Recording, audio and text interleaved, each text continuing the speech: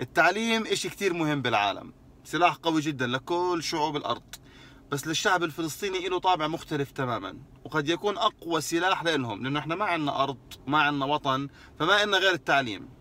فالأب الفلسطيني من كتر ما هو مهتم في هذا التعليم بتلاقي عنده حالة هستيرية تجاه موضوع التعليم وأولاده، وكيف إنه هذا الإشي الوحيد عشان أنا أقدر أأمن أولادي بالمجتمع. لكن هذا لا يخلو إنه إحنا بنرتكب أخطاء في التعليم. بدي أحكي لكم قصة. هاي القصة أنا كل ما أحكيها لأي حدا وأنا بحكيها بحشش من الضحك، مش قادر أتحمل كيف كان الوضع مع الوالد. مرة أبوي كان بدرسني أنا وأخوي الصغير، مقعدنا على الطبلية، فإجا أبوي أعطى ورقة هيك لأخوي مسألة الرياضيات عشان يحلها. فأخوي حل المسألة هيك، أعطى إياها، أبوي بتطلع الإجابة غلط. طبعا إجابة غلط أي أب في الدنيا بقول لابنه يعني غلط كذا، لا إلا أبوي أو إلا المدرس الفلسطيني له طابع مختلف تماما في إنه يعلمك، لأنه هي كل الفكرة في الطريقة اللي بيعلمك فيها. يميت أبوي يطلع في أخوي الصغير وحكى له: أنت حمار يابا.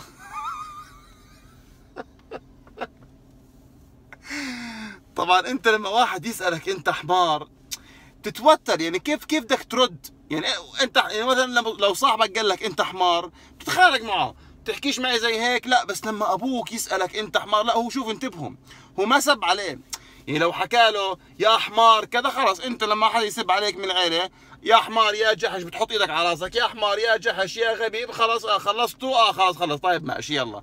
بس لما يسألك انت حمار، معناته هون هو اعطاك سؤال وهو بيستنى الاجابة، انت نفسيا عارف ايش ما كانت الاجابة، الكف جاي لك جاي لك، فانت بتصير تستنى.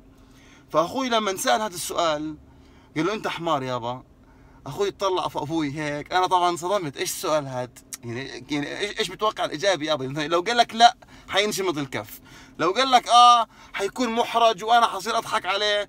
طلع اخوي في ابوي هيك، حكى له يابا لا يابا ليش؟ فراح ابوي حط ايده على اخوي الصغير، قال له يابا اذا حمار قول لي يابا. اخوي الصغير انجن طبعا، اخذ الورقه، خلص فهم، عرف انه في غلط، اخذ الورقه بلش يحل. طبعا انا قاعد محشش من الضحك هيك، رد اعطى الورقه مره ثانيه لابوي، طلع ابوي في الورقه ايه، رجع طلع في اخوي الصغير، قال له يابا انت حمار يابا.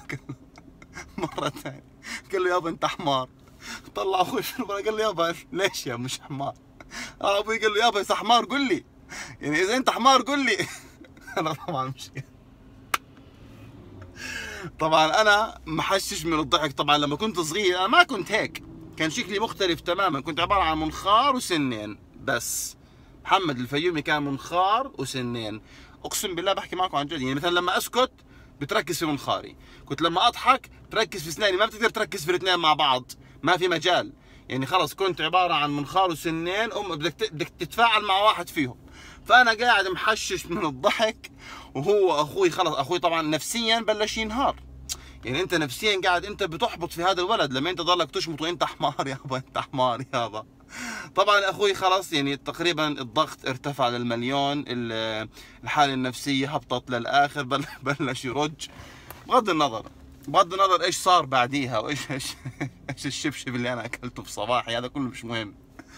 الاب الفلسطيني دائما حريص على انه ابنه لازم يكون رقم واحد في كل شيء في التعليم. يعني ممنوع انك انت تجيب اقل، لو كان مثلا الامتحان من 8 لازم 8 من 8، 7 ونص انت حمار، 7 هاي انت متخلف، 6 ونص انت ممكن يعدموك في الدار، يعلقوك تعليق من دينك. انا في التوجيه رجعت جايب 97% في الشهاده، اعطيت الشهاده لابوي 97%، طلع ابوي في الشهاده هيك نفس القصه، قال لي انت حمار يابا. قلت له يابا ما تطول بالك، قال لي انت حمار يابا 97. طبعا رماها في وجهي، فضحتنا، ابن عمك في غزه جايب 99 و9، وابن عمك اللي مش عارف وين جايب 99 8. تقول طب يابا خلص عادي 97 كويسين، ويصير يصرخ. طبعا الجيران من كثر ما صرخ يميتها بحسوا انه في مصيبه عندنا في الدار. يعني مثلا لما يجي الجار، ايش في يا جماعه الخير؟ ابني جايب 97%. طبعا هذا الجار يقول لك ايش العيله هبله هاي ولا ايش؟ طب 97% ممتاز. يعني الحين الرساله اللي انا بدي اوصلها، التعليم صح هو سلاح قوي جدا ومهم، لكن هل هو مقياس للنجاح؟ هل لازم انا اكون دائما الاول؟ انا كل اصحابي كل اصحابي اللي جابوا في التوجيه 80 كلهم تخرجوا قبلي في الجامعه وانا بلطت 6 سنين. يعني مش مقياس انه انت لازم تكون التوب في التعليم عشان انت تكون التوب في النجاح. ابوي كان اسطوره، الله يرحمه، كان اسطوره في حياتي، بحبه جدا، كان مدرسه في كل شيء عمل لي اياه. لكن هذا الموضوع انا ما بدي اقول اني ضده، انا كنت اختلف معاه فيه، لانه بعدين احنا كلياتنا في العيله كل واحد فينا حقق نجاح بشيء بعيد تماما عن اللي هو كان بفكر فيه. فيا جماعه التعليم والنجاح بالحياه مش اشي مرتبط مع بعض. التعليم هو سلاح قوي جدا، صح احنا لازم كلياتنا نتعلم، لكن لكن ما بزبط. يا اخي والله قصة التحمار يا والله انها رهيب. يعني اقسم بالله لو جبت اولاد صغار مش لازم اكرر الموضوع، يعني لازم يجي يوم ابني الصغير مهما كنت معطيه لازم اقعده واقول له هاي الجملة: انت حمار يابا، يابا انت يابا، اذا انت حمار قل لي. فمش عارف، هذا الموضوع اللي انا كنت بدي اطرحه اليوم، موضوع التعليم. ناقشوه بينكم بين بعض، اقعدوا مع ابهاتكم الفلسطينية العظماء اللي هم عن جد عرفوا ايش يستخدموا اقوى سلاح بحياتهم، بس يمكن استخدامه اصبح شوي خاطئ بحكم انه انت لازم دائما تكون التوب في التعليم. لا، انت لازم تتعلم صح، لكن انك تكون التوب في التعليم انا مش شايف انه موضوع مهم جدا. التعليم هو سلاح، ممكن انت تنجح بالفنون، ممكن تنجح في اي اشي في حياتك. اما زينا احنا مثلا، احنا كان عندنا ما في طب، صيدله، هندسه، ما بدك الكشاط في الغرفه، يابا الكشاط في الغرفه، يابا طول بالك، هات الكشاط يا رضيه، يا ابن الحلال طول بالك. طب انا مثلا هات الكشاط، طب، صيدله، هندسه، بدك ولا ما بدك؟ تقول له خلاص انا بدي، ما بدك في الكشاط بس.